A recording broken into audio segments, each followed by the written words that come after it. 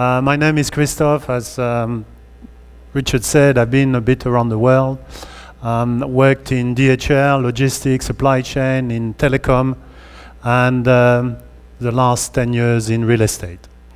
I want to obviously take you through some future of work, interesting ideas, concepts that JLL is either working on or providing to our clients. I think it's important that the real estate in general embrace whatever future of work brings. I will take you through some interesting thought process, and I will end up with a bit on the smart cities. I think it's one of the critical future of development that this country will need to embrace. Which we kind of all know the traditional business model, very vertical, one way, more revenue, less cost, more profit. This was going on for quite a while. I think our parents, our fathers were all kind of emerge as a business person in this kind of model. Was it the right market? Maybe not. Right product? Are we selling at the right price? Is it a good quality product, a good quality service? Obviously, risk attached to that. I mean, you can read it, the more product is, are we innovating? Are we only innovating because competitors innovate? Is the price right?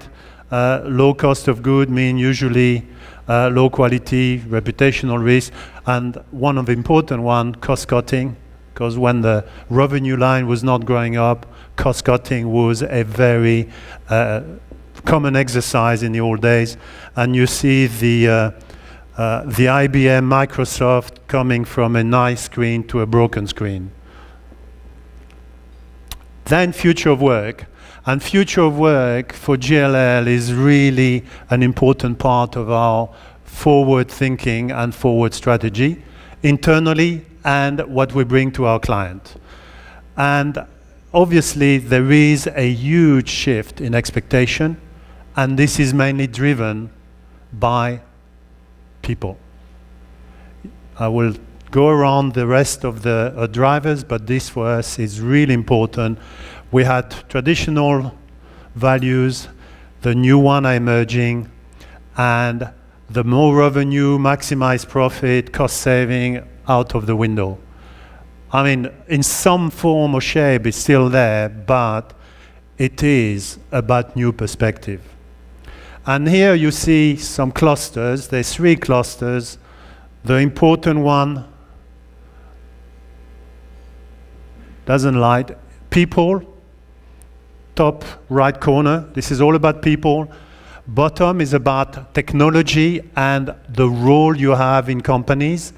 And then on the left side is the increasing role of regulators and government. This morning we had an interesting topic on data, which more and more the government or the regulatory wants to play a role in this new perspective. Demographic, important. We talked about millennials. We talk about employee experience, workplace productivity, collaboration. Then we have the whole piece around technology, artificial intelligence, data, and innovation. Within JLL, a few years ago, we really stopped for a moment and looked at where we're going with our firm advising our client in terms of real estate. And we worked on combining, describing a concept which has 5 dimensions. They are very simple, but complex at the same time. The first 2, traditional, no business, no company, no one-man show. If you are dealing with the customers, you need financial performance. Definitely you need some kind of a KPIs, numbers. You need to manage your growth, manage your spending, and obviously keep investing and on the way making a bit of profit. Operational excellence, still there, it will never go away. You have to be good at what you're doing because somebody else will be better than you. And here we're thinking straight away disruptors. It's optimize your resources, have a fantastic service delivery, time to market, all the good stuff, and this has been for a while. This is not really new. What's really new and is becoming critical is the digital drive and continuous innovation. Digital drive, not so much by has a new things, because for us, digital drive, it's about technology adoption and digitization of operation. It's what you do today and use technology to do it quicker, better, less time consuming, less manual. Some example, administration, it's not very clear, automation of administrative system and process, internal meetings, inventory, research data bank, finance and accounting, basic. You've got very sophisticated software machine to do that, and this should be a continuous drive to automate as much as possible. Client touchpoint, also big impact by digital. It's about electronic invoicing. You don't need to print, to sign, to go to finance, issue a check. Everything should and can be done online today. It's about relationship with your client. I will come back to that. It's about how you communicate with your client. I mean, this has a digital element, but, and the last piece on the 5 dimension will cover the human piece. Business development, knowledge value, these are some processes that do change, and they are driven by technology. Employee nurturing, not about employee management. Employee management was in the past. We need to nurture our talent. They are our biggest asset, and it should be nurtured. It's about learning and development, career framework, hiring. It's all the current staff with some new one. Within our company, mobility, internal and international, is becoming quite an important point to attract talents. And the most direct link to millennials, it's what we call the project gig-based employment. We come together, and it was mentioned this morning, for a project, for a task. Forget the title, forget the location. You come, you have a task, you do the task, you complete, you disperse, and you move on. And this is most of the current talent acquisition where, for example, when I interview, I almost not looking at the diploma or the degree. I'm looking at what these individual can bring to the existing team, to a new team, what value creation this individual can bring to my company. He or she has an MBA, better. No MBA, but the right fit, I will go for that. I will take a risk because someone said we should not recruit people to tell them what to do. They should come and bring a different view on our business. Very important, not easy to be done in this country. Marketing. Above the line, below the line, printing, paper, business cards, this should go away. It's about digital. It's about targeted content. It's about using your mobile to reach to you, company to reach out to the client. It's about social media engagement. I mean, this morning from 9 o'clock to now, there was at least 30, 50 posting. Either individual, either by Asia CEO, either by our company. We all are very present on the social media scene. And another important element that we should not forget, it's still human to human. Digital will not replace the emotional interaction that you create with your marketing. You market a learning service, a product, a portfolio, a sale. It's about age to age. The sexy stuff is continuous innovation. And this is about embracing technology and going one step further, transforming. Some example you all know, but what's interesting to see is the evolution of some of these companies. Grab started as a digitalization of a simple task. I want a taxi. Before, you either go on the street, you wave your hand, you had to call on your landline, you may have to call a central service number. They will tell you the taxi will be in 3 hours, 2 hours, or whatever. Became just Grab, Grab car, sophistication of the same. Then now you have Grab moving into food delivery, into logistic delivery. Money, you can load your Grab account and pay with it. Fun part, the ludic part of this company, challenges, and they're moving into hotel, and I'm sure there's more services in a pipeline that we don't know yet. Facebook. It was a place to exchange social news. You could put your photo and you could check update, book your fun time with your friend instantly.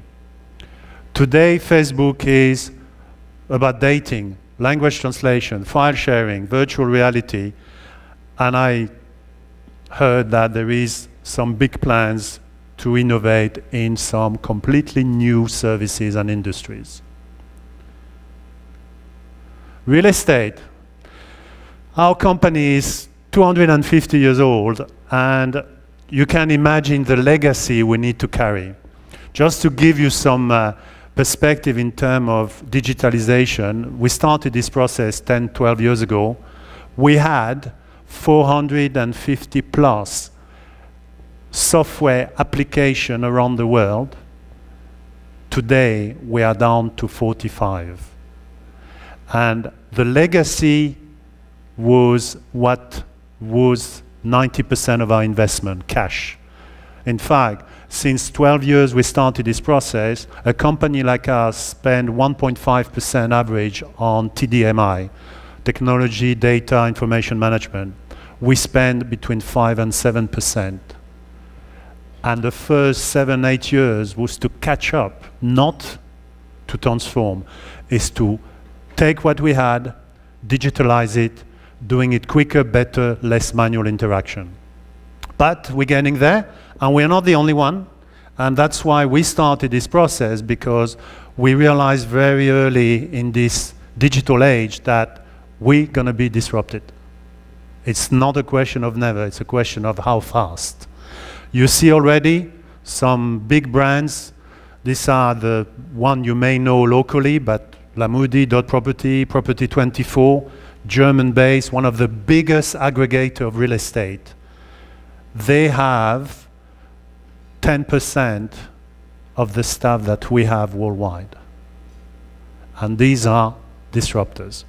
But we have our own answer. As JLL, we have what we call PropTech, which means we also embrace transformation, embrace it internally, get all this digitalization in place, move forward, get the new system. But also we created an investment fund called JLL Spark, which invests in global companies, seed money, buy a small stake, and the only requirement that this company do development of the product for JLL first. And then when they are up and running, either we decide to buy them outright or we decide to let them go on the market. We have few examples recently. One is about tenant experience, tenant management in portfolio building. One is about a artificial intelligence-based assistant. You have one in Shanghai and in Beijing, which means when you go and have a meeting in a JLL office, it's not a person, it's a robot called Jill, which is quite fascinating. Jill will take you to the room you have the meeting. Jill will ask you if you want some tea, coffee, or water, and it's delivered to you or whatever you have asked for. Jill will book a taxi if you need on the way out. There's a bit of a fun part of it, but it's coming. Artificial intelligence will be there. And we have a web-based monitoring for property management. The last point for us, which is the most important, because real estate, at the end, if you boil down, is people in brick and mortars. They can be student, they can be resident of condo, office worker, property managers, logistic, factories.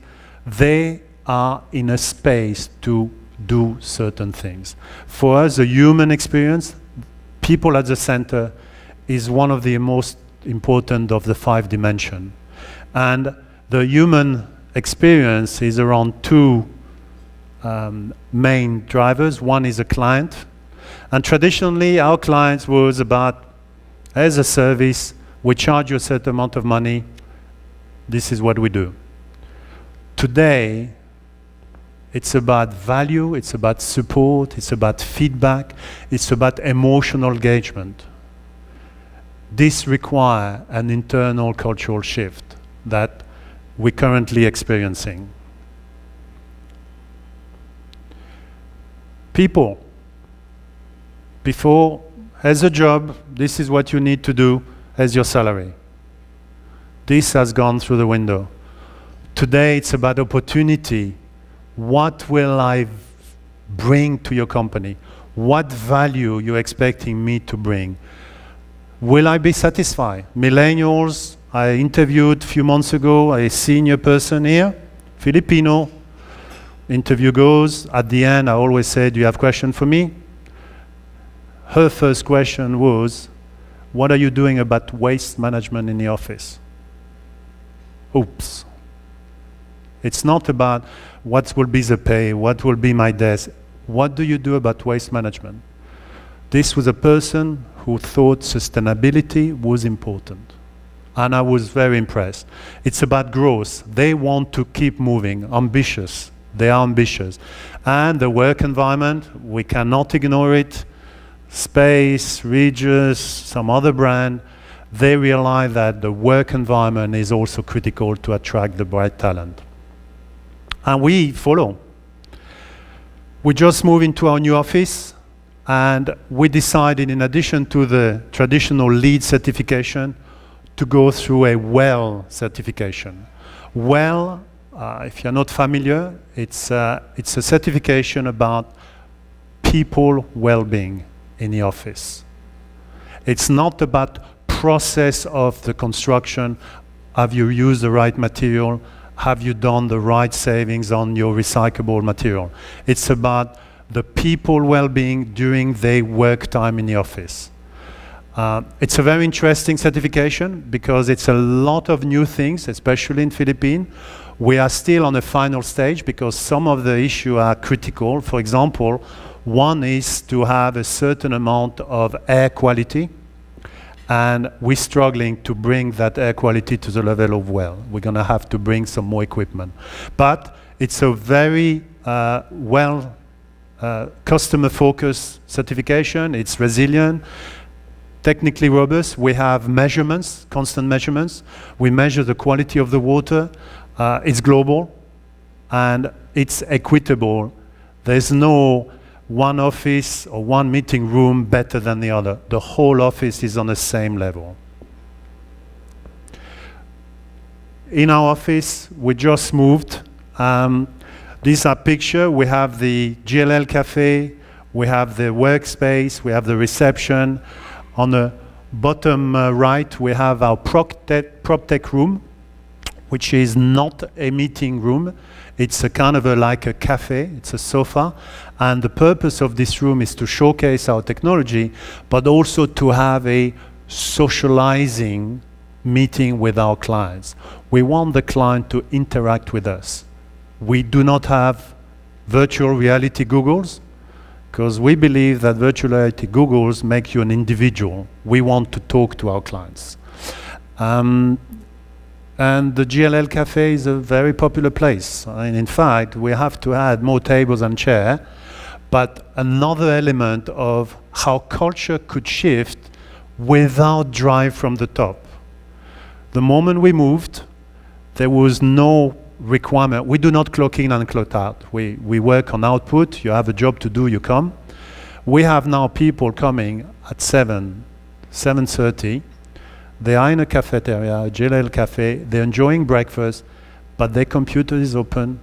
Some are working, some are looking at social media, but they enjoy the office, they talk. There is big communal table, and I've seen departments together that I have not seen in my old office, which was not conducive for collaborative space. And I think this is one of the positive elements. There was no memo issue, there was no cultural dictate from the top. They are doing it naturally. And for me, this is the best reward about having invested in an office which is future of work. Smart cities. I personally am a very strong proponent of smart cities. Why? Because there is a strong need to have some sort of smart cities development, building, construction. And why smart cities are becoming important? It's an outcome of future of work. It's an outcome of the millennial generation. This new generation and the one coming, they are looking for a different setup when they are living in a city. Why we can today do smart cities? Obviously, there is a natural outcome of all the previous digital technology innovation. Data collection is one of the critical elements. You need to understand live what is your data point. It's about network. Network communication is critical. You cannot have smart city principle if you are not on the same network. And there has to be some prescriptive and predictive analytics. And the prescriptive piece is more from the framework regulatory government. Artificial intelligence technology is driving the smart city. We could not think smart city 20, 30 years ago where you had to go to a shopping mall or a shop to buy your food, because you have to either walk there or you have to take your car or public transport. Today you have multiple providers of food delivery. You have multiple providers of taxi. You have green transport, bicycle. You have co-working space. You don't need to move out to another city to work. Most of the big cities have co-working space. Also, you have the millennial who do not want to move, and you have some example in the Philippines. I mean, after working hours, they still remain together, especially the millennial, not necessarily going to their home. They go to shopping mall, they go to cafe, and they continue this collaboration, so be personal, fun, leisure time. Manila is part of a network of 12 cities in ASEAN which have decided to come together to collaborate and share innovation. Today, the two cities into bracket who are kind of moving towards some smart city principle, Makati and Clark, hopefully will be one of the first real smart city in the country. We are doing our bit. We have a separate initiative called JLL Liquid Lab, where we're bringing our expertise, our experience, our client experience with the government, with the government agency to push the agenda for smart city forward. Quicker, better, and try to avoid repeating the mistake from the past. The smart city have been kind of pushed by some real estate new trends.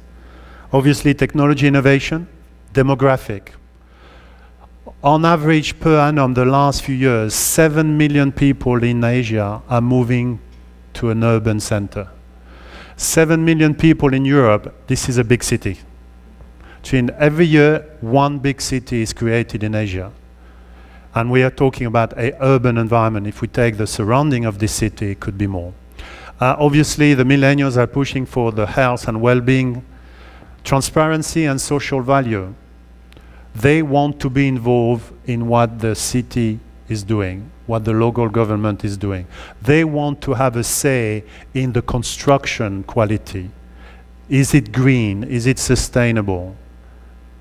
And there is a land resource scarcity, which the city needs to be more efficient, effective, while still increasing the well-being effect. I'm sure you can't see it from here. We drew what we think a smart city, cityscape, we call it, will look in 20 years. And all these little red dots are innovation, vertical car parking. If you really have to take your car to the city, instead of parking horizontally, it's in the ground, it's automated. You have free biking, you have data point, i.e. you go with your phone to data point in a city to check the air quality, to check if there was any water problem in the last day or hours, or if there will be water maintenance, road work, all about taking data, technology, for the good of the citizen of the smart city. Thank you.